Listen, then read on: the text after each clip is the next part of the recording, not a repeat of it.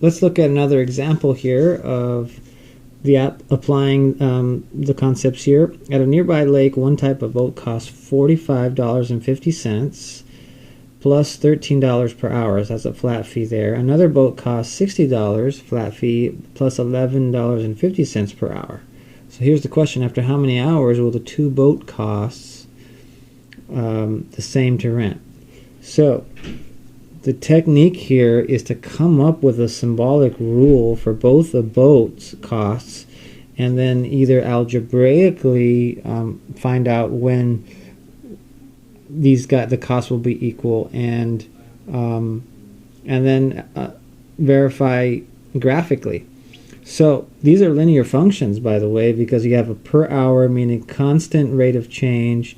Here, 1150 per hour, that's a constant rate of change. So the graphs of these two functions are going to be lines.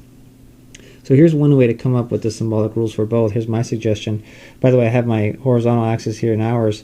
So I'd suggest create two table of values. So go calculate the hours. Let's let that be hours. And the costs here be this axis.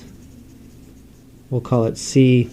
And so the first boat, we'll call it C1. The second boat, we'll call it C2. Go calculate what it would cost for 2, 8, and 10, 2, 8, and 10, and then see if you can come up with a symbolic rule for both, and then take it from there using our previous example.